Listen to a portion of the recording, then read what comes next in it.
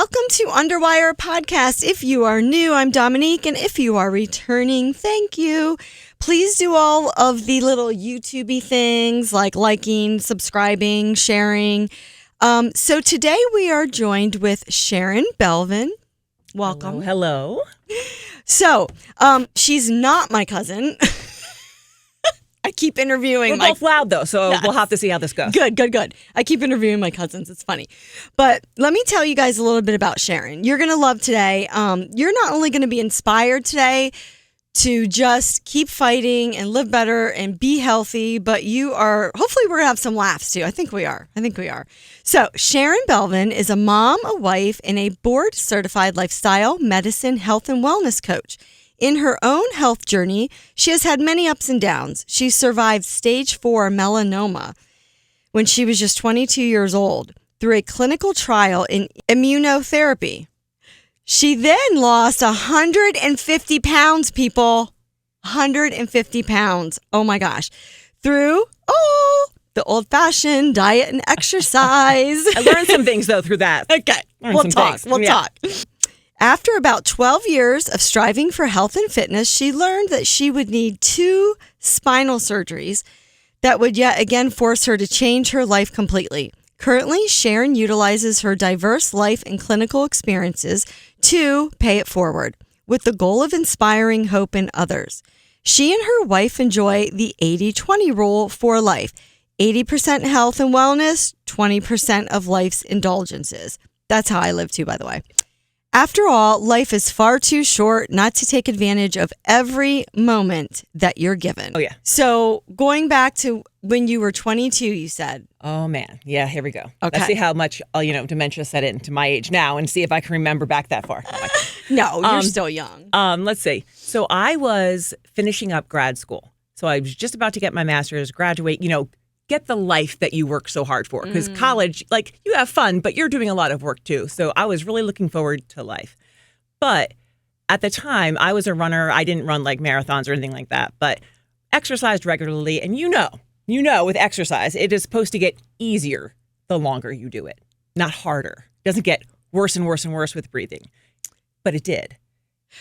Okay, this is not the point of your story, but let me ask you a question because I'm intrigued. Go ahead. You were a runner and an avid exerciser, but you were 150 pounds overweight? So I have done the whole yo-yo dieting my entire life. So at the time, I was probably about 30 pounds heavier than I am right now. Okay. Yeah. So I gained weight through cancer, through eating feelings. We can go into that later. Okay, but gotcha. Steroids, the whole mess. But yeah, so I was running at the time, to manage stress, all of that. But it got really hard to run. Running kind of on a great day, but it was getting worse. So I went to the doctor, student health. They said, oh, well, you're doing your student teaching at this time. You probably have something from the kids. No x-ray was done. Nothing. Gave me Advair, sent me on my way. And what is that for? It's a bronchodilator. So Okay. it's an inhaler that was supposed to help me breathe a little bit better because I shouldn't be out of breath talking. No. Walking. At what age? 22. No way. So No way. knowing what I know now, going into any kind of medical facility as a 22-year-old with shortness of breath and a chest x-ray wasn't done, I don't know how that happens. But it happened more than once. So I went back to student health. They said a couple months later, so this is the fall of, let's see, when did I graduate? This is the fall of 2003. And so went back early, midwinter 2004, and still having breathing problems. It's getting a little bit worse. I'm giving presentations and I was like, what's going on? So I went back and they're like, probably didn't go away. We'll up your dose, continue on your life. Well, guess what? It didn't get better. My mom worked for a primary care doctor. Thank God. Because towards the end, so I was getting ready to graduate, I developed a chest lump because where it was located, I thought, breast cancer. I don't know why this would be here. So I was going home, you go home for a couple weeks right before graduation, you got to come back for graduation.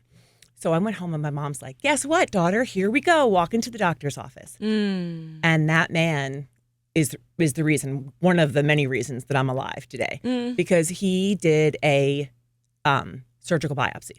And he's like, something's not right here. I don't know what's going on, but let's get a surgical biopsy done. and we'll take it from there. Because he didn't like the breathing background, all of that. And he goes, why don't you go to graduation and come back and we'll discuss the results. So in my head, My God. at that time, I was just like, okay, so either he's giving me one last memory before cancer, or before something awful is going to happen, or it's nothing. And they're just waiting for labs, or they're waiting for it to come back, or X, Y, or Z. Talk about not being able to enjoy your graduation. Yeah. So that was always like playing here in the back of my mind. But I went to graduation, all of the wonderful things, graduated, and then found out that I had stage 4 melanoma. Yeah. Yeah. So when that biopsy came back, this man, so primary care doctor, they're busy all day long. They never have time to pee, never mind, shut down their practice. This man rescheduled every patient he had that day and called around the country trying to get me in to see the best person for melanoma. I get chills today thinking about it, because if he had not done that, I ended up at Dr. Jed Walchuk's office at Sloan Kettering. Wow. And without that clinician, I mean, he had to personally make that phone call. He made the phone call Friday. I was there Monday. That's unheard of. Yep. So like I said, goosebumps and all, because medical care sometimes takes way longer than it should. And I was in that office in 2 days. Okay, so I always stop my guests, not to be rude, but for teachable moments, because that's why a lot of people listen Life's to podcasts. teachable. Yes, Go for yes. it.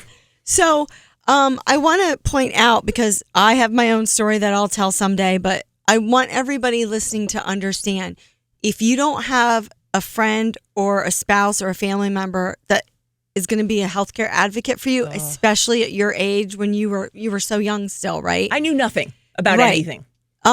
So I'm urging everybody to be their own healthcare advocate.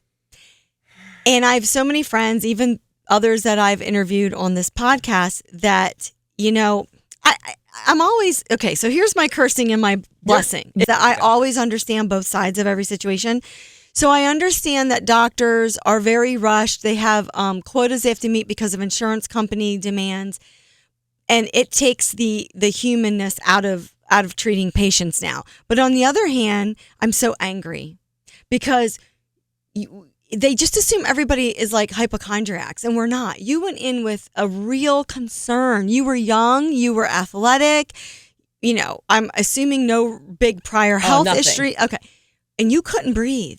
And they didn't even do a lung x-ray. So if you go in to your physician or an ER and you suspect something more, please respectfully and calmly advocate for yourself and just keep pushing until you get the test that you need. Would you not say that? So just as a physician needs to leave the room with peace of mind, thinking that they've done the best by you, you as the patient need to leave that room with peace of mind going, I know what my next steps are. And if this person didn't know, then I'm going to go to another person who might. Mm-hmm. And I have more respect for physicians who go, I don't know. Yes. I don't know what that is going on right with you, but we can figure it out. And if I can't, I'll figure it out with you to send you to someone else. So I have more respect for that than somebody trying to finagle their way through an answer that they have no idea what I'm talking about. Yeah. Do you know what the new buzz term is now? What? I keep seeing medical gaslighting. And it has happened to my daughter a million times. I know your daughter's story a little bit, and honestly, I have something to add to that. Remember this little point, because with spinal surgeries came a lot of other things in my health going on. And if it wasn't for a couple things, I would have had psychosomatic written on the top of my chart with like, this girl's cray-cray. Absolutely. So, which is probably right, but still. I said cuckoo for Cocoa Puffs. Yeah, probably. Okay, so getting back to your journey, where did we leave off? So you were diagnosed. Yeah, so I was diagnosed, but first, like, big miracle of all this, I ended up in Sloan Kettering, which is between Sloan Kettering and MD Anderson. It's like 1 and 2 cancer treating hospitals in the nation with the best melanoma specialists that there is. Wow. So that's where we were. But at the time, stage 4 melanoma, the only thing you could really do is chemotherapy. There was nothing else at the time. I'm really ignorant when it comes to melanoma. Can you just explain a little bit about it? Sure. Okay. So people usually associate it with older people and those funny looking skin things that kind of pop up, like the weird little freckles. You see the chart in your doctor's office all the time. If you have a mole that looks like this, you should probably ask us about it today. But that wasn't my story. Yeah. So I had no idea, like, how did I get melanoma? I had never had anything funny on my skin. But it grew in my lung. That's so scary It to grew in my me. lung. So, I mean, I didn't have 60 years of sun exposure. I was 22. Right. I didn't tan a lot. I mean, I grew up at the Jersey Shore, but still, it wasn't years and years and years of sun exposure. I don't know how it happened. They did a skin check. They couldn't find anything. But at the time, he was like, I don't care if I don't find a primary on you. We need to get you treated. It's not going to change what we do here. Okay. So he's like, off the bat.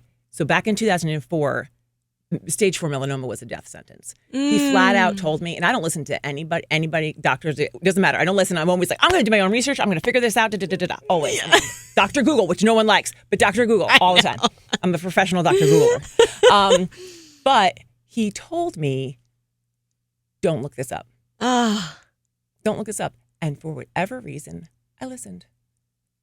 I don't know why. I don't know why. I think I was so scared that in the moment I said, if one more thing is placed upon my heart, I'm not going to be able to mentally do this. So I listened. Thank goodness. Because it was a death sentence. It would have said that there were no 5-year stage 4 melanoma survivors. Oh my gosh, Sharon, are you serious? Oh, I'm dead serious. I'm dead serious. I later found out there was one woman before me, but only by a few years. So I would have not been a happy camper had I looked that up. So thank goodness for that. But I was started on chemotherapy, so this is the summer of 2004. Started on chemotherapy, did chemotherapy all the way through the fall, got really bad neuropathy from that. So hands and feet. My hands started to like curl in. I couldn't hold a pencil, couldn't walk very well, the whole shebang. Chemo really destroys your healthy cells as well, doesn't it? Oh man. It did such a number on me. Now, granted, I know many people with certain other kinds of cancers of which it is so very necessary. At the time, that's all they had for me. So I was given a drug called cisplatin, which is a very toxic, one of the platinum-based therapies, and it's awful. It just makes you feel awful, and plus it didn't work. It didn't work for me. So what kind of support system did you have during this? So my parents were a big support system. I was married at the time. He was a big support system. Good. So I really had people in my life that played a vital role to that because there comes a point in all of this where I was not able to care for myself very well. Yeah. So like wheelchair bound, those kinds of things. It was awful. Oh my gosh. Yeah, not good.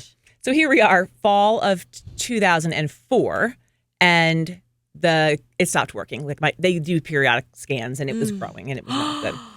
So I find out at this time that it had spread to my brain. Oh my gosh. Yeah. I'm so glad I didn't know all of this because oh my gosh. Yeah, so I say I get a doctor's note now for any action that I may do for the rest of my life, right? Because I had a brain tumor, so I get a doctor's note for that. But so there's certain points in here, like I said, that there's things that happen that I say, whether you believe in God, you don't believe in God, whatever faith you have, it doesn't matter. But there's something I truly believe that is bigger than us.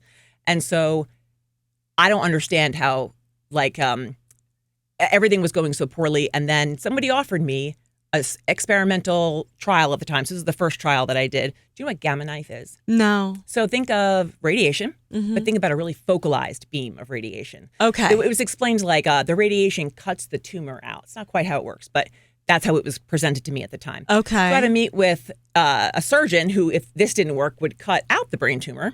And then I had a doctor for this. I said, let's opt for option B, where I don't have to get my head cut open. We're going to try that one first. So I did, but it worked perfectly. Absolutely perfectly. Okay, 2 points I'd like to make. Amen to that. The first point is, imagine you just graduated from college. You see all of your friends going on the celebratory vacation. Starting jobs and lives. Starting and jobs. Happy and no and kids yet. And everyone's Right. And there you are in a wheelchair getting chemo. Nobody that you know of has survived the cancer that you've just been diagnosed with. Talk to me a little bit about how you dealt with the psychological and emotional part of that. Not well. Okay, I'm glad we can laugh about it now. You laugh or cry. So yeah, I'm glad. Not okay. Well. Oh no. So I'm a very all or nothing person. I understand that that's not a good way to be, but I really am. So when I wasn't doing well, I really wasn't doing well. I think that how I got through it was, you have this dream of a life all the way through school. You know, you think, this is what I'm working towards. I'm going to have this life, this whole picture in your head, like the shoulds. I should be. The worst word you can ever say. I know. And I wanted it. I felt like if I got through this, then I would be sure to be healthy for the rest of my life. And like my quota had been met now and I get my life, right? That's how it was supposed to happen. Yeah. But I think that kind of is what got me through. Like I thought, I really want this life. I don't want to live like this forever. So it kept me going to all those doctor's appointments. But mental health wise, there were some days that I lost it and some days I was a champion. So I don't know. I didn't have, there was no deep breathing taught to me. I mean, remember at this time, there was no dietary advice given to me. There was no mental health asking at the time in 2004, whether it was a problem. They put me on Ativan off the bat. Yeah. So that helped, though I will say, because I was having panic attacks that were keeping me up for nights, like insomnia. That was unbelievable. So they didn't offer any counseling to you? I do not remember them offering counseling. So you weren't going through any type of therapy? No. I should have been. Right. And that's why I mention it. I want people to learn. Should have been. And how about your faith? You mentioned you do believe that there is a higher power. Yeah. Were you a praying woman at the time? Oh, yeah. So you were praying. Oh, yeah. You get a real, intimate relationship with whatever power you believe in. Gotcha. When you think you're going to meet them quite soon. Right. Oh, wow. Okay. So, and there's no one else to talk to at 2 a.m. Right. Wow. So, yeah. Did you go into any sort of indoctrination? Did you go into any sort of religion, or was it just you and God? I've always considered myself a Christian. I grew up Catholic. I know I'm not Catholic because of some of the rules that are there, but I just consider myself a Christian. Well, that's what I mean. Yeah, so I grew up Catholic. I know all of that, but I'm probably not Catholic, but I always consider myself a Christian. So okay, so I haven't been really exposed to anything else. So there was some sort of foundation there. Oh yeah, yeah. Wow. And to bring in your parents too, especially your mom, I can attest to this. As a mother, and now you're a mother, can I just tell you how? And God love the dads. I don't blame the dads for this. I don't, because they're just wired differently than we are. But as a mother watching her child suffer for 10 years like I have, my heart even goes out to your mom. Because she's an incredible woman. Yeah, because everything your child feels, you feel as a mother, which you now know. She actually quit her job. Her job, so she worked at that doctor's office. I would have too. She quit her job. They're so fantastic. They took her right back when she wanted to go back. These people are just unbelievable. But yeah, she quit her job. Oh, see? She goes, because she shared later on that she was so mentally worn down with all of this that she couldn't do one more thing either. Nope. You can't. And as a mother, you become laser focused on your child that's I'm suffering. the oldest of 5. So she has other children to think about as well. Oh my gosh. Yeah.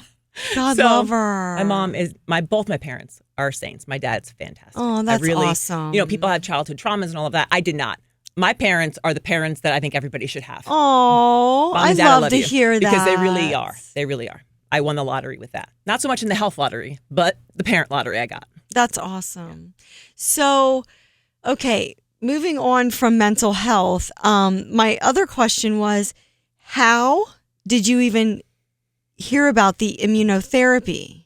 Okay, so my doctor at Sloan guided everything. Okay. So he was like the conductor of my treatment, whether it was done at Sloan or it was done at an outpatient office, wherever, he was still the conductor of it all.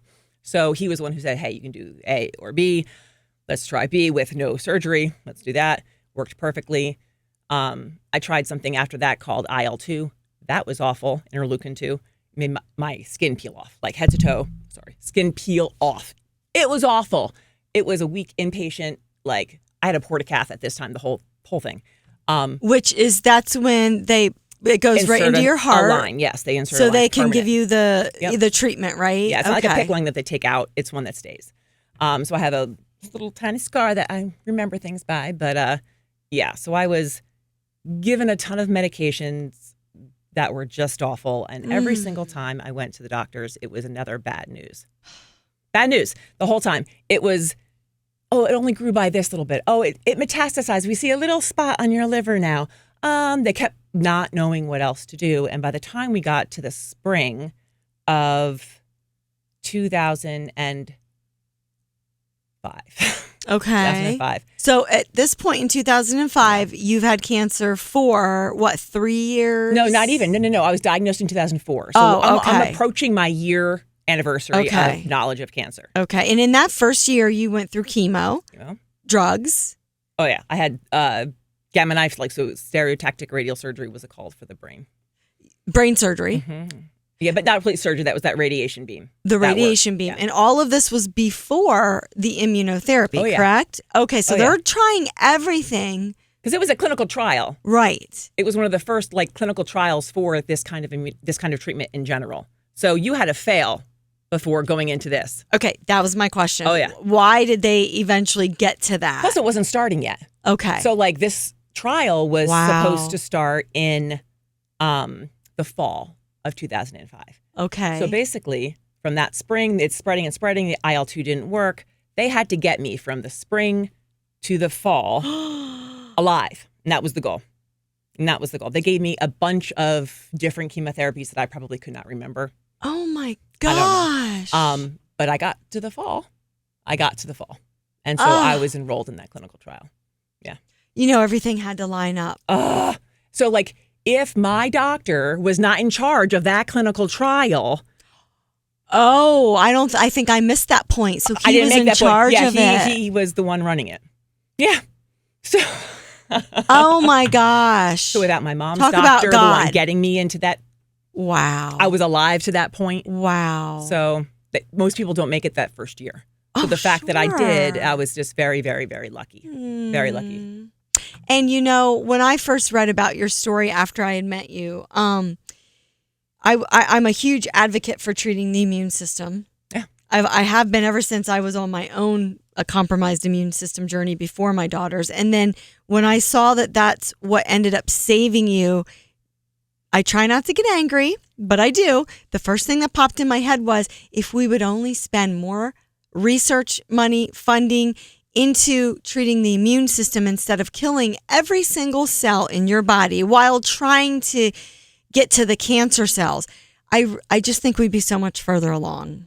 I have had the privilege of meeting some really good. So we talked in the beginning of this that, doctors are rushed. Sometimes they're not the best advocates for you, but I have known some of the best physicians and research scientists on the face of the planet. Oh, good. Face of the planet. So I know on both ends of things. I've experienced both kinds of care. Mm-hmm. So, and how hard these people try for different kinds of therapies. They're now immunotherapy is standard of care. It's offered right here at at our cancer center at Divine. Okay, good to know. Yeah. But there are so many different kinds. It's like the great grandfather. So what I got, I don't even know if I would be treated with today. There are so many other better things. It's progressed since then. It's like a firecracker. The survival rate for stage 4 melanoma, I don't know the number, but it's a lot more than the 2% or the 3% it was when I was diagnosed. Wow. Yeah. So I do think that we should focus more on immune. I think we should focus more on diet. I think that a lot of these things probably could be prevented on the forefront of things if our diet and lifestyle were in place. And I know now that there's some things that you can do while having cancer. I'm not at all saying diet cures cancer. I don't think it does. But I do think that it helps. Absolutely. I do think that it Absolutely. helps. So if you can give yourself a little leg up while they're trying to save you from the medical standpoint, do that. Yes. Do that. Absolutely. And like I told you before, I walked in, there's no dietitian provided. There's no nothing. It was nothing was at the time. It wasn't standard. But if you go into Sloan now, mental health is provided off the bat. Nutrition is provided off the bat. Good. All of that is there. Good. So it's good just to hear. You walk in the door and you meet with your team. Oh, good. And you're appointed a one-point person. That person guides you through. It's fantastic. Oh, good. So it's changed a bit. Describe to me what was involved in the immunotherapy. How was it administered? What is it really? Way better than chemotherapy. Way better for me anyway. A lot of people had some bad side effects, but for me. So chemotherapy, I had to go in 4 days a week with an infusion. I was there for hours. 4 days a week? Yep. So they go through cycles. So I would go for that week, be off for 2 weeks, go in for the week, be off for 2 weeks, that kind of thing. For this, I had 4 infusions. So that's it. I went for 1 day, got my infusion, went home. Next month, went, got my infusion, went home. And did it make you sick at all? So in the beginning, I would have said no. I actually said, I think I'm starting to feel a little bit better, which was shocking. But I think that looking back, it was that I was no longer receiving chemotherapy. So I think I felt better because of that. Mm-hmm. I wasn't on these crazy steroids anymore, any of that. So I think I was feeling better because of those things. But I ended up getting something which people are more familiar with now because of COVID, something called Rigers. Like it's an extreme immune response. Basically, I could not function. I got so like diaphoretic, so cold, sweaty. I was shaking, was sweating through clothes, like layers of clothing, bed sheets, the whole thing. It was awful. But I went into the hospital because I thought I was dying. But the doctors were like, yes. They were excited. They were thrilled. Okay. Because that means that my immune system was revved up so much that it was at the top level that it could. So it was working. Is that sort of like, do you know what a Herxheimer reaction is? I do not. Okay. So in the alternative world, which I've been since, for 30 years, if you start to treat any maybe bacteria, a virus, usually it happens with bacteria or viruses in your system, excuse me, and you start to get all the symptoms you just said, it's called a Herxheimer reaction, and people panic, but it means whatever supplements or treatments that you're doing is working because Probably has to get worse before it gets better kind of deal. And it's, well, in a bacteria and virus, it's the die-off. Oh, fun. Yeah. Great.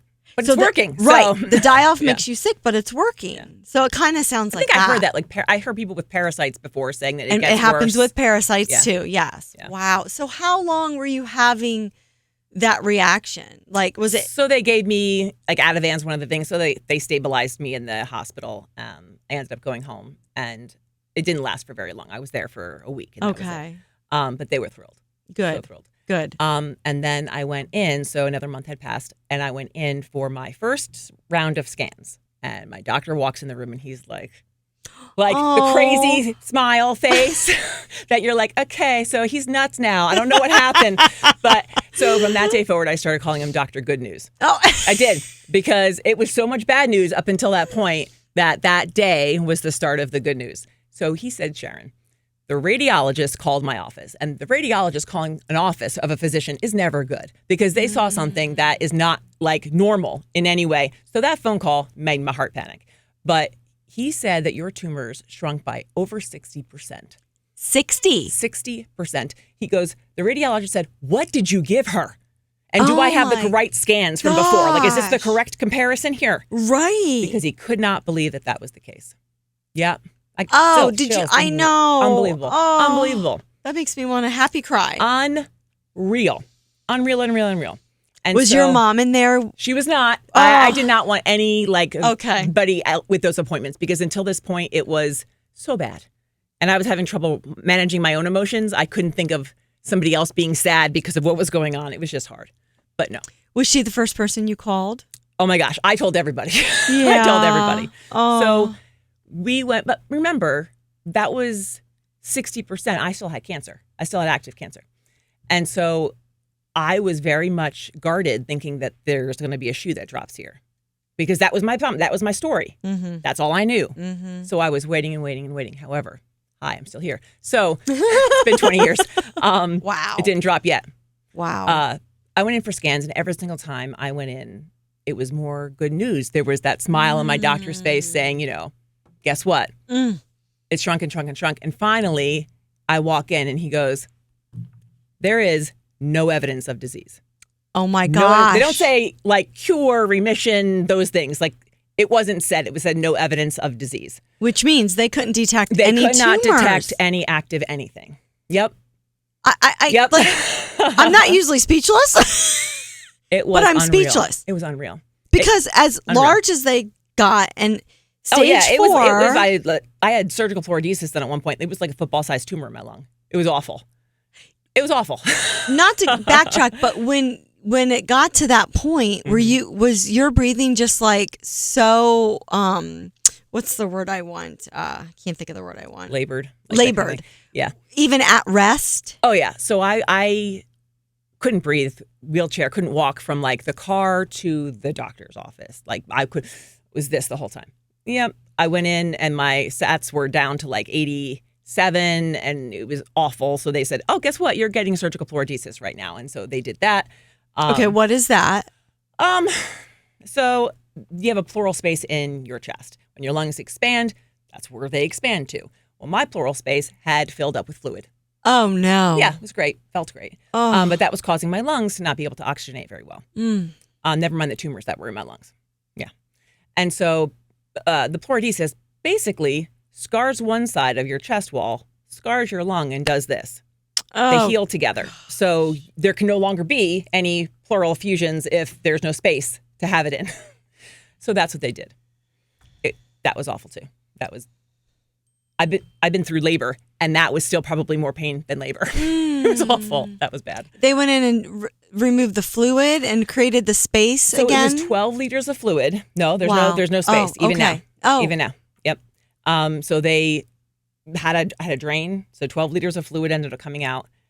Think about that. Like, think of Pepsi cans of your bottles. That's true. Think about a 2-liter. Yeah. So 12 liters, so 6 of those came out. Oh my gosh. And then I had to heal. So my lungs stayed together. It worked well. I had no more issues with that. I could breathe better. But while he was in there, he goes, I just removed any tumor that I could easily see. And he's like, why not? There's like this football-sized tumor coming out of these spaces. And he's just like, you definitely have melanoma. I know. I'm glad you're talking about this because probably a lot of people listening like myself always just assumed melanoma was skin only. You would always be able to see it. I honestly thought that was the case. That's crazy. Yeah.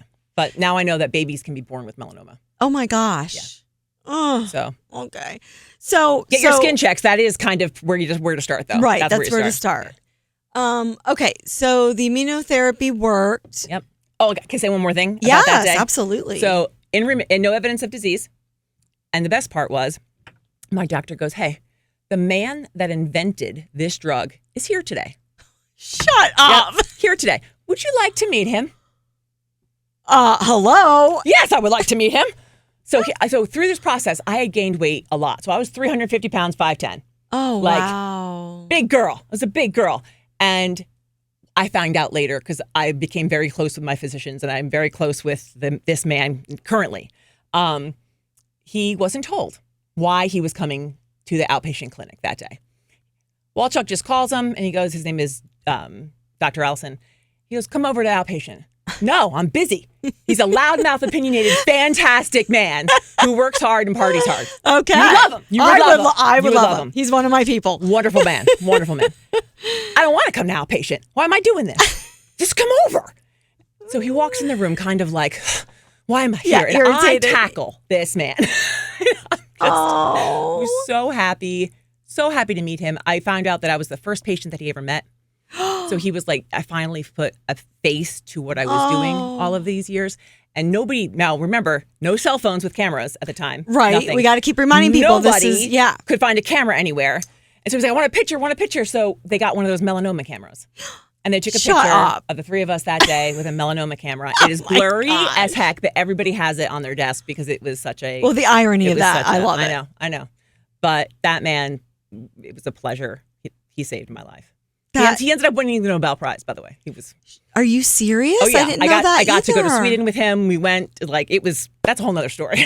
Oh my gosh. Yeah. But a couple of years ago. Yeah. Wow. I think in 2018 he won. So was Sweden beautiful? Oh my gosh. Sweden was fantastic. Oh. It was, we got to go to all the Nobels. Like, who gets to see kings and queens walk around in castles? Oh, yeah. Your story. So when he's like, do you want to come? Yes, I would. Well, I guess I would. Now, did he ask you because you were the first patient he ever met that he put? Yeah, and that's why. That's the little token line of it, is because he's like, it's a good story, face to a name. You know, this is the first trial. She was the first patient. It became a good story. We became close over the years. And so he said, would you like to come to Sweden with me? And I was...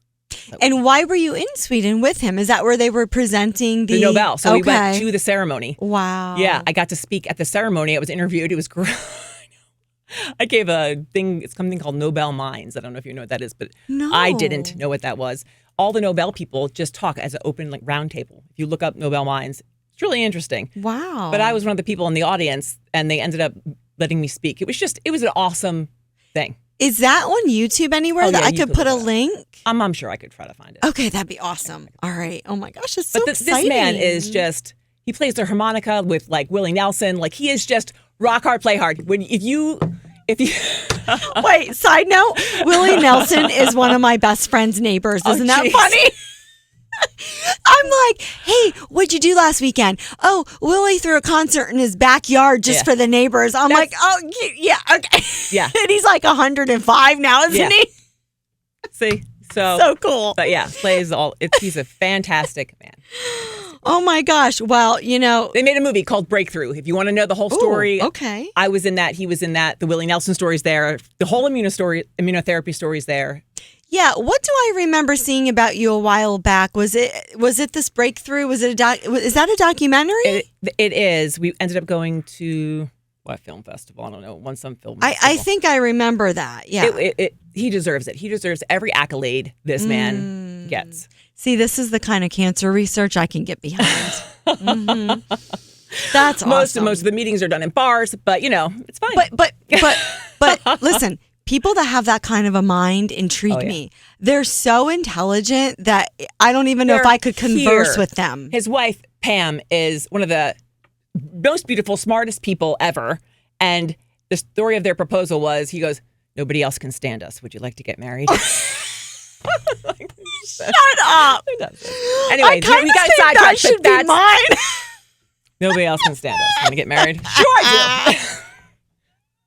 That's awesome. Where does he live? Wonderful. Where do they live? They're in Texas, so they work at MD Anderson. So they have a program called the Willie Nelson's in Texas. Maybe they're neighbors. I don't know. He's my friend's neighbor. Oh my gosh. Oh my God. Quite the journey as a new college graduate and having, my girls are in that phase right now. So I keep putting myself in your shoes of just graduating and going through all this. It's heart-wrenching, but it has such a happy ending. But Sharon, do you consider it an ending, or are you always, is there like 2% of you that, I always wonder this about cancer survivors. I know where you're going. Is it going to come back? Right? Yep, that's it.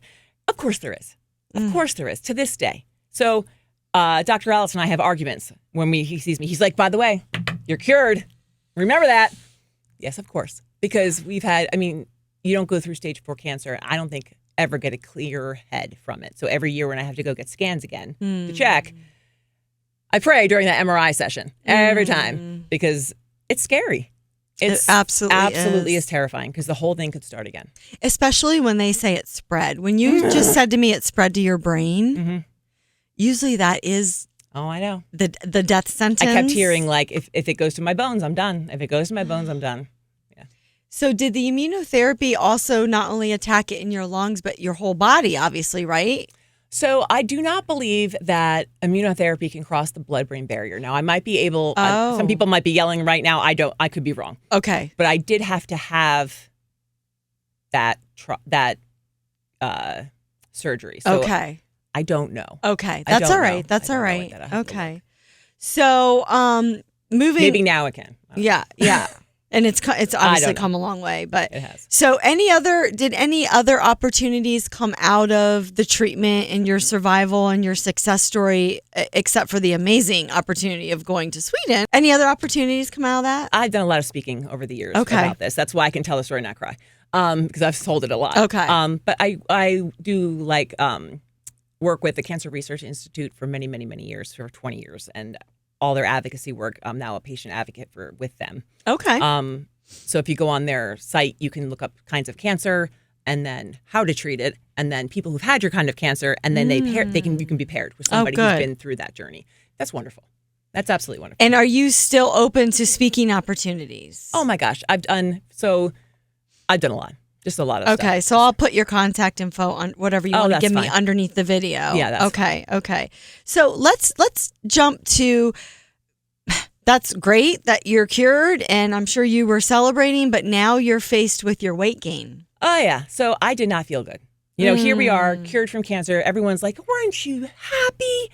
Sure, but I felt like shit. Right. I really did. Well, yeah, I really did. Obviously, I had no energy, was still on. Do you know what gabapentin is? I've heard of it. It's awful. It's awful. What is that for? Some people have to take neuropathy. Oh, yeah. But I was on super high doses of that. Another fun fact, I was on Oxycontin for years of all of this. Years of all of this. And oxycodone for breakthrough pain. And Ativan for years. That links to my later story, which I did not know, that even if it was 15 years ago, 10 years ago, that you've never had any opioids since, opioids may not work for you again, which is a fun fact to learn after surgery. Oh my gosh. Yeah. So I was really not feeling alive after cancer. I was on all those meds. And why do you think you didn't develop an addiction to them like some people do? I've always asked myself that. I have no idea. I never experienced, like people describe like a high. Mm-hmm. I've never gotten high off of that. I probably would have loved to at the time. So my how about I probably would have loved to. anything to escape, right? I would have done anything. Sure. But you used food to escape. I ate my feelings. Yeah. It was great. Side note, my non-medical rationale with the whole opioid thing is I'm convinced that you either have like an addiction gene or you don't. I absolutely believe that. Yeah. There is something in our DNA that kind of predispositions us to things. Because you see it in families, you see it. I mean, because there's no other explanation. Why would some people get addicted and others wouldn't? My dad has had many issues as well. Was on the same kind of regimen, and it's fine. Came off. Yeah, it's fine. Yeah. Wow. So Okay. Well, we're know. glad you didn't get addicted. Me too. But they don't work now. So that's not good. If you ever need a painkiller, they wouldn't work. No. How did you begin to attack the weight issue? So I knew that I wanted to have kids. Mm-hmm. And I was blessed enough to have baby girl, totally healthy. Yay. Had my son as well. So 18 months later. And I was at a park one day and overweight. I was sitting on a bench looking at my children kind of, Mm-hmm. And I realized that I didn't want to be the mom on the park bench. I wanted to be the mom playing with my kids. Oh. Yeah. So that's kind of hard to even think about right now because that part is what got me. I didn't want to be the mom on the park bench. And I knew nothing of diet and exercise. And I mean, zero things. Wow. I just knew that Les had to go here and I had to run. That's what I knew. So guess what? I starved myself and I overexercised. Oh, no. Oh, yeah. It was great. It was fantastic. So the things you shouldn't do is that. Don't do that. Elisa and I, our mutual friend, just did a little wellness series. You'll see it come out in 4 parts. And that's one of the things that she speaks to. But anyway, so Elisa and I talk all the look time. for that. Yeah. She's fantastic. Yeah. Do her programs. She's intelligent. Don't do this. Yeah. Okay. Don't But you know what? I learned Sharon, a lot. I learned a lot. We've all been there as women. Seriously. Well, I like to say, so when clients come in and they're describing their weight loss journeys or what they need, I'm like, I've been there. So totally have been there.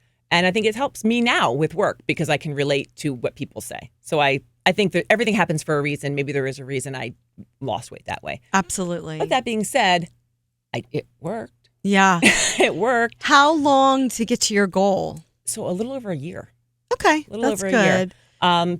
It was but too rapid of a weight loss. Yeah. It was just, I mean, I was How was flabby all over. How was your mental state while you were depriving yourself? Oh, I think I was okay. One, I was tired because of the children, exhausted. So I thought that I now know probably because I was over exercising and eating too little was also making me tired. But I thought it was the kids. Right. But I was so hell bent and determined that one, I wasn't going to get cancer again. So if I'm healthy, I'm not going to get sick ever again. And then I wanted to be around for my kids. I didn't fight this hard to get through cancer, have children to just be like, see you later. I made these choices in my health and now I'm going to pay the price and I have to leave you. Mm-hmm.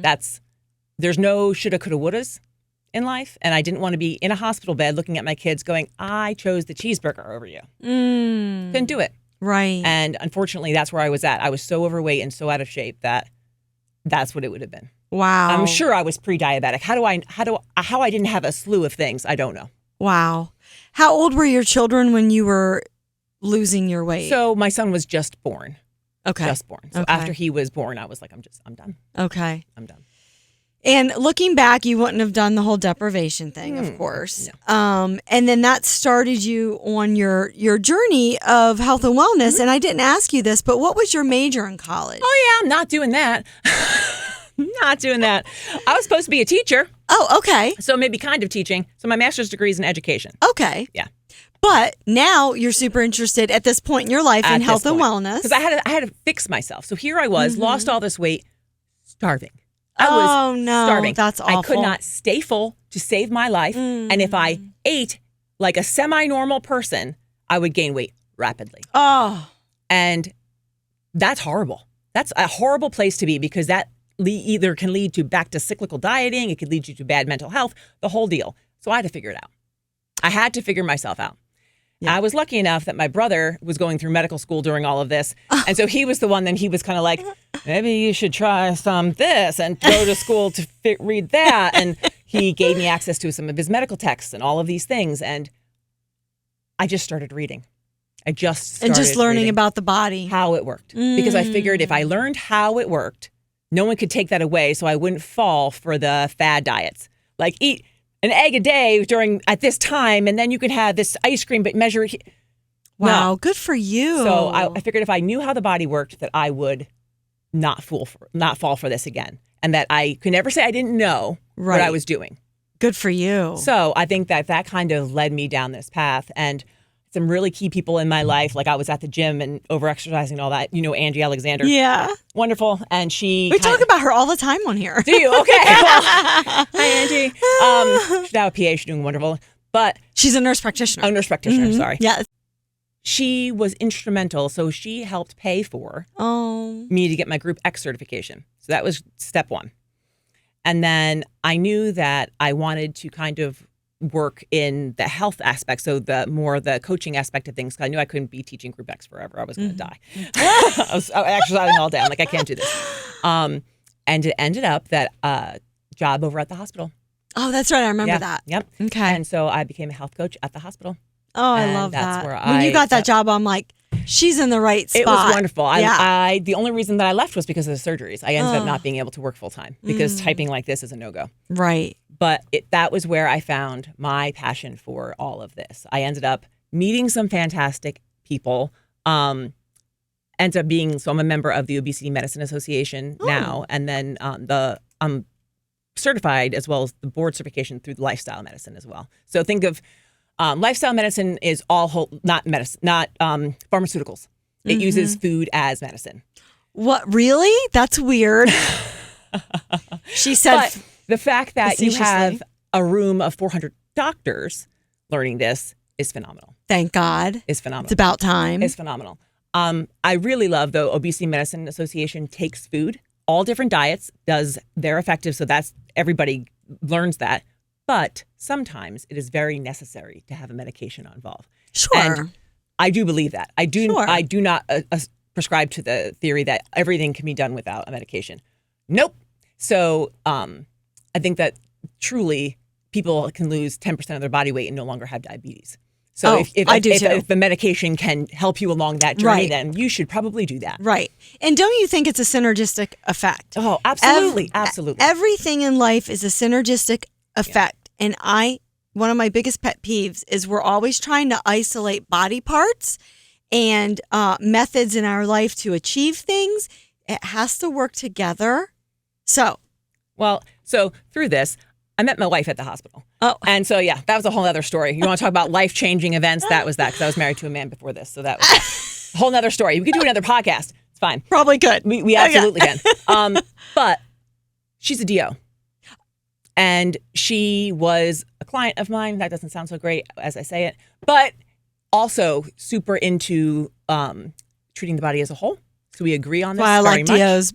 Yeah. And she is also board certified in obesity medicine through lifestyle medicine. Oh, okay. So she teaches this to others. Oh. And so it's wonderful to see physicians kind of being able to do both. Because what I didn't know is that they're not taught nutrition. Like at all. Like there's like an hour or two, couple hours in med school, and that is it. I knew that. Mm-hmm. I didn't. Yeah. And so I'm sitting there in a lecture hall, and all these docs are like, we're taught anything. And I'm like, okay, great. Because this is the first time they were ever hearing like how much protein you should eat with a meal. What does a complete amino acid chain look like? All of those things. Never heard of it before. Which can I point out to everyone listening, which is why, people think, they can think whatever they want about me. I'm very opinionated, but it's because I've been through a lot of stuff like you. And I cannot stand it when they're like, consult your doctor. Consult your doctor for what? Consult a smart doctor who has had education in this field. Yeah. How about that? Exactly. Thank you. Add that because, and again, not their fault. I always say to people, I don't want people to get the wrong idea. I always say with any boots on the ground profession, I always go to teachers and doctors. I think they got into it, most of them, because they really wanted to make a difference and help people. I think the system is evil. It's broken. It's broken. Who knows who started it? Who knows who controls it? Who knows how it got out of hand? There's some theories with this, but still. Yeah, that's a different podcast too. Yeah. But bottom line is, it's not your doctor's fault that in med school he wasn't taught, or he or she did not have any nutrition courses, right? You don't know what you don't know. Exactly. But as you are made aware, then you become accountable. Right. That's the thing. Exactly. Then you become accountable. You can choose to either grow and progress, or you stay right where you are. Yes. If you end up going on, so anybody can go on to the OMA, Obesity Medicine Association webpage, or Lifestyle Medicine's webpage. It lists all the doctors that are certified through them. How do you? What's the acronym? OMA. Okay. So Obesity Medicine Association. Gotcha. Yeah. It'll list all of the doctors in this area. Wonderful. I never knew that. Yep. And so there are 2 that I know with lifestyle, and then 1 adult, which is my wife, certified through obesity medicine as an adult, and then 1 pediatrician as well, which is Ashley. So if somebody eventually, hopefully by the grace of God, lives in another state and listens to this, they can look up their area. Absolutely. Okay. There are people all over the place. The bigger cities have more people, obviously. Okay. But yeah, you can find somebody who, when you go, will know what you're talking about. I love that. That's how medicine should be. It should. It should be, here we go. We're going to treat you as a whole person. 1, you're not crazy. 2, I believe that you're experiencing what you're telling me you're experiencing. Let's fix your mental health with some meditation and things like this. Let's get some therapy. Let's get some good nutrition for whatever you have going on board, because it should be different for everyone. There's no one size fits all nutrition, period. And then if we need to, here's some medication. That's how it should be. Look, I want to hug you right now. Because that's how it should be. I know, but Sharon, like, you know how long I was in that industry. I just get so frustrated with Western medicine. And to hear that this is out there. And here in our community. Yes, I love it. And it's a national organization. Yep. Okay, I'm loving this. They have their own, so the doctors are board certified in that. So they are they are physicians. They have to be. That have ventured out and brought and beyond Western medicine, and went beyond. Here's my thing. I'm totally not against pharmaceuticals. I am like you. When it's appropriate, it's appropriate. But here's not for everything. Not for everything. Not for everything. And here's my beef. It shouldn't be your first line of defense. And I love what you just said. There needs to be education. Thank you. With everything. Education with everything. But really, what the kicker was I had no idea that type 2 diabetes, for the most part, is reversible completely. You're on insulin, you can reverse off of that. And so when these doctors started to see this in their practices, they're like, I'm tired of prescribing a medication, insulin, that I am positive once people go on this, they're going to gain weight, they're going to have these symptoms, and I can now see your life for the next 20 years. Mm-hmm. And I'm writing myself a note. I want to put a link to, because I can't remember it right now, and brought them to, I think it was like a farm or a retreat for X amount of months. They all were. It's not The Biggest Loser. I know it's not. No. I never joking, really. Yeah. Oh, okay. I'm joking. They were all diabetic and on insulin, and they taught them how to change their diet and cook and eat properly. And every single one of them left not diabetic. So can I give a plug to a person? I don't really know this person. I met him once. Yeah, but go can ahead. I give a plug to a person? So Dr. Jason Fung. Okay. Fung. Okay. Wrote the obesity code, and he also wrote the diabetic code. I had the privilege of meeting him at one of these conferences. He was an nephrologist. Oh, wow. And was tired of seeing people with diabetes. And so he, through diet, teaches other physicians how to reverse your patient out of that, and then how to titrate down on their medication so they no longer need them. I love it. And the amount of success stories that he has had, and all these other physicians have had, but he was kind of the pioneer that I know of. He has YouTube stuff, super easy to understand. Oh, good. He talks like a normal person. It's not like medical ease that's up here. He needs no translator when he talks. Yeah. He's super down to earth, nice guy.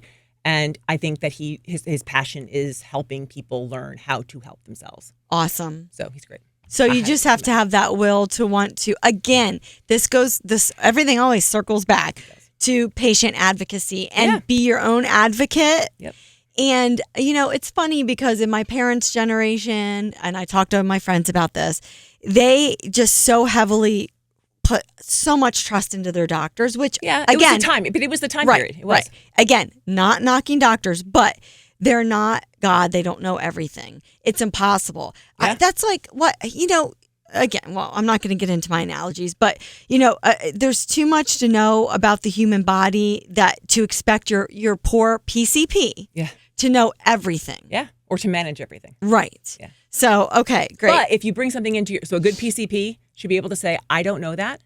Right. But you brought in stuff that shows like, here's an actual research article, not one that my cousin did, but here's one that's actual. Like on PubMed or something. I'll read about it.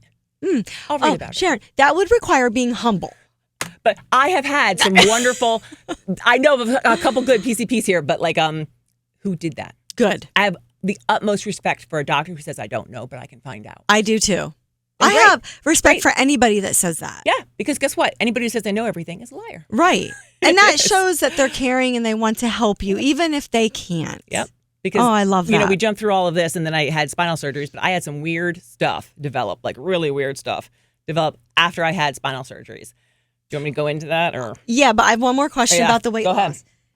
So you gave us a lot of really good resources. We're all over the place, but go ahead. Actually, no, I think we're going chronologically, right? Yeah, like yeah. cancer into the weight loss and then the spinal surgeries. But with the weight loss, you gave a lot of really great resources, which is one of, the objectives of my podcast too. But my question to you is, how long has it been since you lost the weight? How many years? How old's my son? 13, 12. Okay. So about 12 years. Yeah. And just briefly touch upon what you have done to maintain that, because this is what's interesting. You lost it in a not so wise manner. No, I was an idiot. You can just say it. I was. Not so wise. No, I was an idiot. Yep. But to keep it off, what you did to lose it is not sustainable. No. So you learned and educated yourself and you switched the way you maintained your weight loss, correct? I absolutely had to. And how have you maintained it? So I've done a lot of the different diets over this. I probably have done them all. Okay. I started out, so before I became a health coach, I started out with a high protein diet, vegetables, those kinds of things. I ended up with maintenance, ended up with like a cheat day. People don't like that term anymore, but that's kind of what I did. Pizza once a week, went out with friends once a week. So were you avoiding carbohydrates? Not all, okay, but a lot. But you were in probably in ketosis a lot. You're probably so not that low. So like 20 grams and less is ketosis. So no, I was not there. Okay. I was not there. But Good. I made sure that I ate way more protein than I should be allotted according to every dietitian ever. Which if you're in so coming from the fitness industry, that's great for bodybuilders and people that are going to do fitness competitions, but not regular moms. But for a regular mom that had her metabolism destroyed through dieting chronically the wrong way, it was the only way that I led to satiety. Oh, so good. I led so that kept. Yep. Oh, so good. I focused on volumetrics. So big salad. Okay. Big salad full of protein. Gotcha. So it was a large amount of food that could physically fill my stomach because I was always hungry. Mm-hmm. Always hungry. And I had to work out an hour and a half a day. I'm wow. not gonna lie. I did. This was after the weight loss. After the weight loss. So to maintain it, even when I went to the OMA conference, they're like, the average person who loses weight needs to work out for 90 minutes. I'm like, I told you. Wow. Yeah. And do you still keep that schedule, or did that only last for a certain period of time? So lots of things have changed after the spinal surgery. Okay. But if there's one thing I could tell anybody is please lift weights. Please lift a weight. And why is that, Sharon? Yeah. Would you like to please lift a weight? briefly enlighten women as to why they should all lift? women. Yes. Lift things up and put things down. Yes. Think of it as what fuels your body the best as far as like your metabolism goes. The more you have, the more you get to eat, and you look great. You're not going to get big and bulky. No, you won't. Good luck with that, because people who are worked for it. Right. They did. And you will be very happy with the way that you look rather than just running. And I always like to explain it to clients when I was a trainer is, listen, muscle requires more calories to maintain than fat at rest. Mm-hmm. So if you have two women that both weigh 150 pounds, yep. and this woman is, I don't even know, I'm just throwing this out there, like a size 12, and this woman is a size 8, and they're both at 150. The woman that is a size 8, when she's sitting at her desk job all day, is burning calories more efficiently. Yeah. Because that's what muscle does. You're like an expensive car that gets to eat a lot of good gas. Yes. If you lift weights. Right. Yep. You don't want to be the one that uses cheap whatever. Because the fat will not be efficient for you. Plus, fat holds on to estrogen. It's a whole nother thing. It's a whole other hormone discussion. It really, really is. But the hormones trigger during weightlifting, especially if you do like HIIT workouts while weightlifting, metabolic style weightlifting, things like that. You're never going to get big and bulky unless you eat too much food to put fat over your muscle. You're not going to get big and bulky, and you will never regret that decision. Right, right. So yeah. And what I really want to encourage women that are listening, I really want to encourage them to understand that there's so much more to not just losing weight, but to maintaining your bone mass and being healthy than calories in, calories out. Okay, so if you have anybody in your life saying just eat less and move more, which is the doctor tagline. I was going to say that. For a long time, it was a doctor tagline. It absolutely was. But that's what I thought too. I thought the same thing. Seek out a coach or a trainer that specializes in women, especially middle-aged women, knows a little bit about metabolism. Menopause, postmenopause, premenopause, all of that. You should have a baseline knowledge of what's going on. And oftentimes coaches, so this is what I do, are paired with physicians. So we work together and coordinate from the medical side and then do the lifestyle side. And that really is the new wave. It is. That's what. Please get with somebody that knows the medical side. Do you have a website or anything that I can plug for you? I don't actually. Okay, I take referrals from doctors, and then it's word of mouth, and I only take about 15 clients at a time. Okay, so that's all right. Okay, I can only take trying like 3 more right now. Help a girl out, but okay. I'll give you my contact email, but okay. Yeah. So you did that at first to maintain, to help with your satiety, and then what did you graduate into after that? So I was there through my surgery. So I then found out that I needed 2 laminectomies and a discectomy in my lumbar spine. Okay, first of all, super great.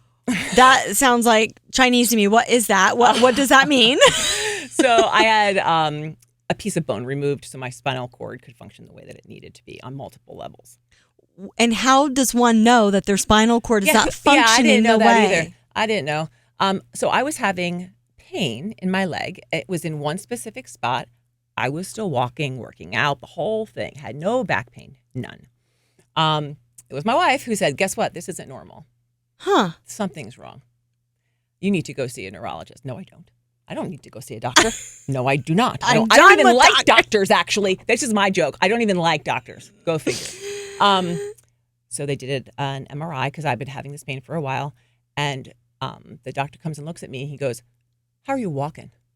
I said, well, why? I ran the other day. He's like, what? I'm like, I did burpees and tuck jumps yesterday. He went, no. And he goes, he pulls it up. And I don't read MRI images. But when you look at this and you're like, something doesn't look right when your spine looks like this. Wow. Yeah, it was not good. It was oh my not gosh. good at all. So I ended up having, 2 laminectomies and a discectomy done. And that threw my world for a loop because I was told after that I shouldn't lift more than 5 pounds. Oh, no. But in the back of my head, now I'm not saying go against your doctor's wishes. This is not what I'm saying. Right. Clear. Thank you for saying that. Yeah. first. Don't do that. But I knew that I could not live the life that he was describing to me. I could not do it. I've been there. Could not do it. And I'm like, okay, I have a background here in this. If I do this intelligently and not hurt myself, then I should be able to have some sort of quality of life. Mm-hmm. So like I went from lifting dumbbells to 1 pound dumbbells from my bed. Oh, wow. Bad. So I wasn't responding to pain medication at this time. Well, I wasn't. I was a hot mess. So you had to endure these back surgeries, not being able to use pain medication because you had pain developed medications. But this is when I needed crazy high doses. So things that would knock out a horse. Yep. Things that would knock out a horse. Like oh my gosh, I've had my doctors go, that would kill someone. And I'm like, I'm up and talking to you. And I just took everything that you gave me. But you still had that resistance from before. I absolutely did. And I think that honestly, unless I had my wife with me, my PCP probably wouldn't have believed me. I would have been marked as crazy or drug seeking. Mm-hmm. But she listened to my backstory and she goes, oh, okay, well then I understand why you need this. So I was prescribed enough that I could function. How long was recovery for those surgeries? I'm still recovering.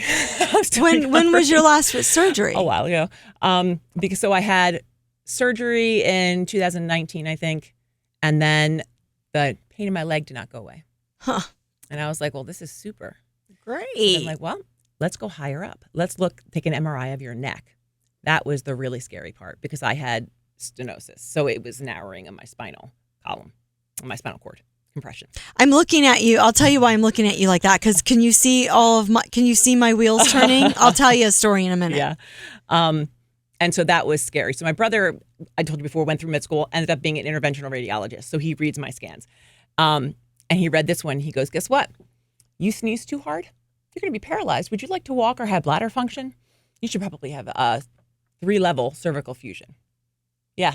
I said, Michael, I hate you. I hate you. Oh my gosh. Yep. So here I was just a few months later getting a 3-level cervical fusion done. Did you get that done locally? I'm just curious. I did. Okay. I did.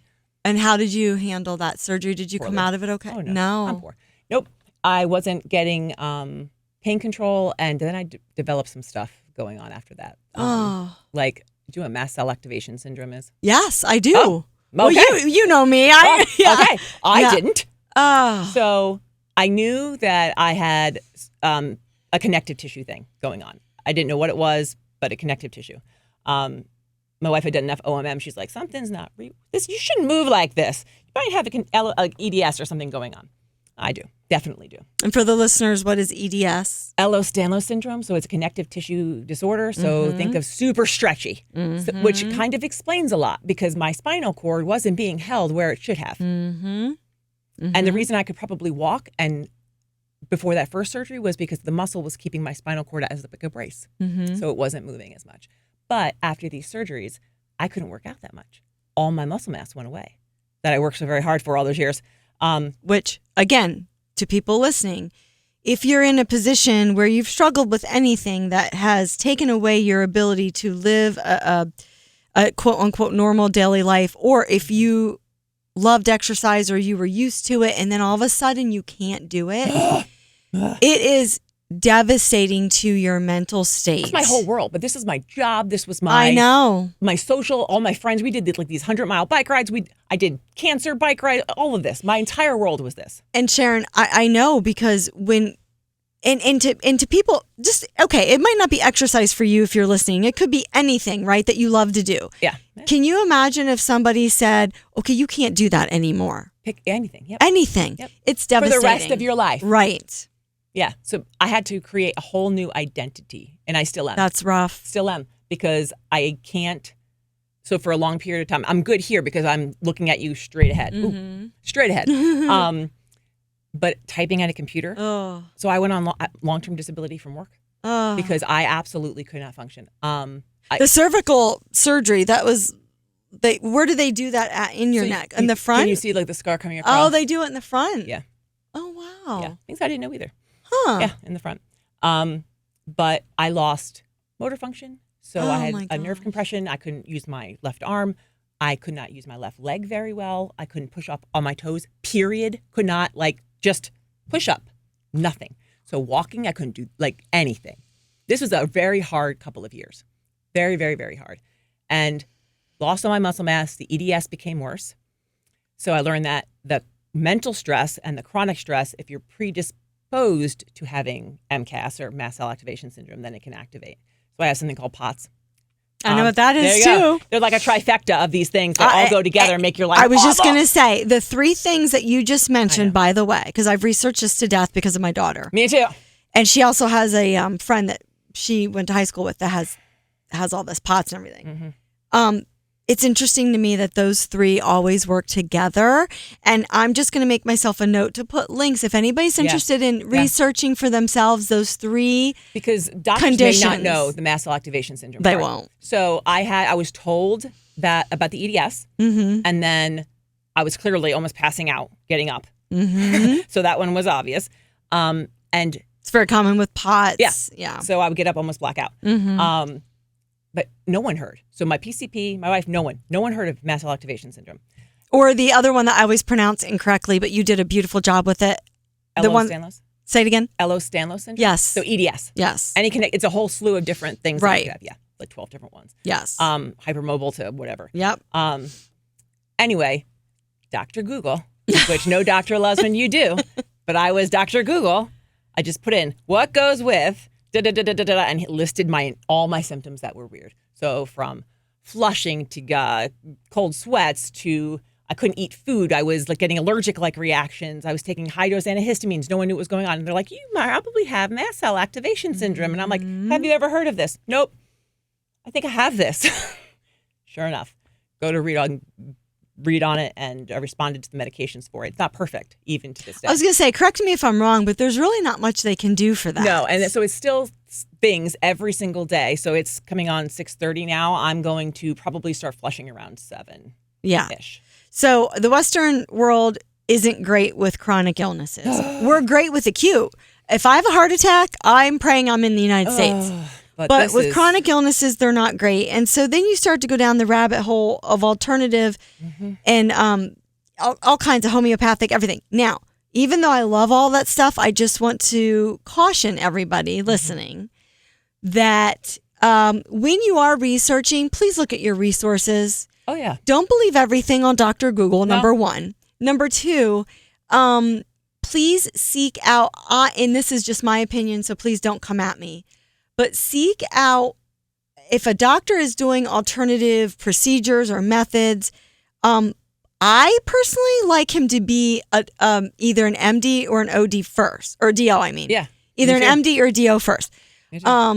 I really don't like somebody that was like, hey, I was a biology major in college and now I'm performing weird, and procedures on people. Great. That one person could be great. They could be. But just for me, this is my opinion, and you do not have to agree with me.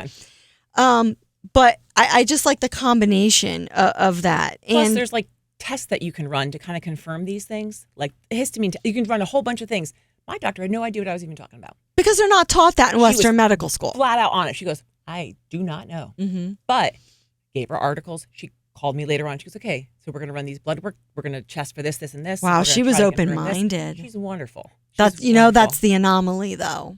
Could I say her name? Sure. She's fantastic. Her name is Leanna Line. She works right here at Divine. What's her last name? Line, Lyne. Sorry if you get calls at your office now. You are a fantastic individual.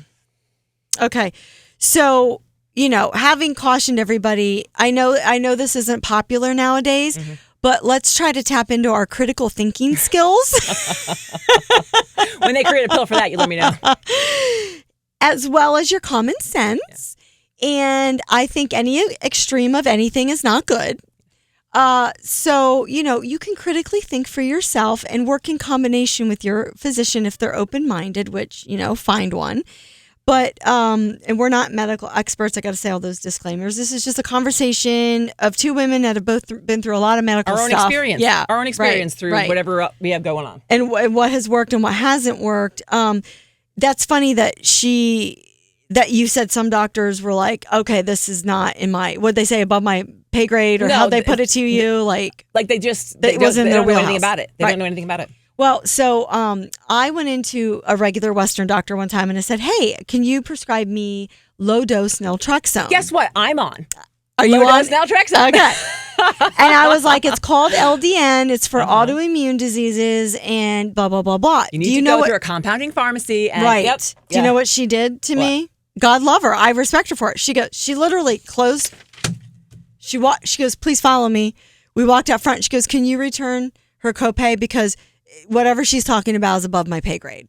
But good doctor. But thank you. Thank you for saying that. And now I see a wonderful naturopathic physician in Arizona. I do it virtually. Yeah. So anyway, that was a side note. But I'm on low-dose naltrexone because guess what it works for? MCAS.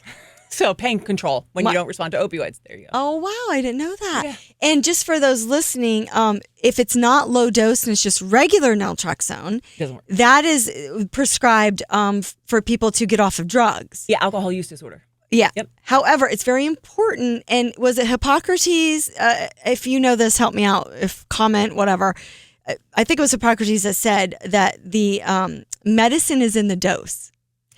Okay. So meaning 1 drug or food that could kill you if you consume too much of it could also heal you if you have the proper dosage. And the dosage is low, really low. That's and why your it's so doctor low. helps, yeah, and it has to, because if you take just a little tiny 1 milligram, 2 milligrams too much, it doesn't do what you need it to do. And it's funny, I read the backstory one time, which I won't get into, how they discovered that. It's great. But anyway. I am so grateful for it. It's probably one of the reasons that I'm functioning. That's what Gabriella and I feel too. I mean, it's not a lightning strike for us. No. Like, we're not like, No. we feel so what. No. However, No. we feel like we're more functional on it. I was not able to get out of bed. Wow. Was not able to get out of bed. The symptoms for this mast cell stuff were so bad. POTS were so bad. Everything was just a mess. And honestly, Sharon, I do want to have you back at another time, if that's okay. because I want to get into those. I really do. I've been looking for somebody that I can talk to about it. That's been a real journey, like that. Yeah, it is a journey, and that will be the hard part is for the rest of my life. There is nothing that is going to cure that. The only things that can kind of help it. And flares come up and last for months, and then why didn't you call me for months? Because I couldn't talk to anybody because I was not okay. And then they go away, maybe for a year, and then they could come Isn't it great, though, that your friends and family know, like, God love my friends. Like, I'll just be like, I know I was supposed to come out to dinner, but I'm going to flare up. And all I have to say is the word flare up, and they know what I mean. Yeah. So it's great. Okay, so your spinal surgeries, you're still recovering from. You're dealing with all of this autoimmune stuff. Yeah, like I just shouldn't be in pain anymore, but the spinal surgeries were successful, according to imaging. Okay. According to imaging. I'm not having pain in my leg anymore. So. Okay, but you are having pain elsewhere. Yeah, because the connective tissue stuff leads to pain. It does. And that's not fun. So, and then to wrap up this segment, which, like I said, I want to have you back, talk to everybody about what, two things, what maintaining everything looks like now for you, what like your lifestyle, and two, the mental, psychological, faithful part of that helps to really keep you going on a daily basis instead of just wanting to crawl in bed and put the covers over your head. Because I do that too. I do that too sometimes. I'll be real honest. Sometimes I do. I have good days and bad days. Good days and bad days. I know. And so do I. But let me just point out, though, that we get out of bed. Oh, yeah. So you could have a pity party for a little while, but then you got to keep moving because if you don't, you'll die. Thank you. That's where you're at. Exactly. That's the case. So lifestyle, life now. I just had one of the best doctor's appointments that I've had with all good news. So this is where this is all recent. Because I was at a point where I could work out for 5 minutes, then I would have to go lay down. And then I would try to get up, work out for 5 minutes, and then go lay down. This was my life. I was having severe headaches, couldn't get off the floor. It was a hot mess for a really long time. Mm-hmm. But currently, I eat still a higher protein, but not like I did. A lot of plant-based, a lot of plants. Mm-hmm. I do weightlifting, but not crazy heavy weights anymore because I cannot put too much strain on my neck. But I can lift like 15 pounds, which is a lot more than 5. Good. And I just started teaching a class over at the Y again. Oh, did you? Yeah, because I don't like doing cardio. So if I teach, then I have fun while I do it. And part of the mental health of this, because the hardest thing was I feel like I lost everything. Mm-hmm. Like everything I loved, all of my friends, all of my work, everything was connected to this. So I'm still really working through that. I feel very lucky that I know a lot of like meditation, guided breathing, like all the breathing things to calm yourself down. I still have taken Ativan every once in a while, which is a mast cell stabilizer. Go figure. Just as a side note. I didn't know that. Me neither. Wow. But it is. But all of those things added together. So you take supportive family and friends. You take a faith of whatever yours may be, because I think that you need to believe in something higher than yourself. You do. I really absolutely think that you do. Mm-hmm. And your own grit and determination to get through and not stay where you are. Mm-hmm. So I have been mad, angry, sad, all of the big emotions through all of this. And I could still probably do that again. But I now know that through all of this, that it's possible to feel better. Mm-hmm. It's possible. So through the diet, through the exercise, every single day, take time for yourself. Say no to things. Women, sometimes we don't say no to things, and we're overextending ourselves. That's so weird that you just said that. Elisa and I just filmed a short little wellness thing last night, and her very first one, she titled "Learn How to Say No." Yeah, it's huge when you start putting your needs here a little bit more, mm-hmm. because then you can start taking care of yourself. And when you take care of yourself, you take better care of others. And women listening, it's not selfish. Oh, no, absolutely not. What's selfish is overextending yourself so that you are not there for your family. Absolutely. What is selfish is not changing after you know better, not doing the exercise, the diet, and then leaving your kids early. Right. Because now you have hypertension, diabetes, and you're in a hospital bed in your 60s instead of your late 80s. Right. That is what I keep telling myself is selfish. And that you're right. If I view exercise like a meeting with your boss, you can't miss it. You can't miss it. Oh, I like that. You meet with your boss, whether you don't feel well, you're tired or whatever. If you're sick, go for a little walk, 5 minutes outside, do something, but view it like that and you're not going to miss it. So what I like about what you're saying is, and I want everybody to hear this, is that I'm going to misquote this, but one of my favorite quotes is, the root of all disappointment is expectations. So you have an expectation on yourself. You like that? I did a TEDx talk on should. You did a TEDx talk? Yeah. You didn't tell me that. That's so exciting. Yeah. I'm going to have to look at TEDx talk. Should is like the new curse word or something like that. Oh my gosh, I love that. So basically, when you put expectations on yourself, especially as women, you are going to be disappointed every time. And instead comparing of yourself to others. Well, comparison is the thief of joy. But having expectations robs you of not only joy, but truly living in the moment and living out a life that God intended. So when you have to change the way you do things in life, for us, it was exercise that was taken from us because of autoimmune issues and all of your stuff. And it's going to be something different for everybody. Mm-hmm. But when something is taken from you, the biggest indicator of people that not only live long lives, but live fulfilling lives is the ability to adapt. Yeah, which I am still working on. So if any of you need leave comments, still open to lots of advice. However, you're doing it. So the best that I can until I know better, and then I'll do that. But what I want women to learn is that none of us are perfect.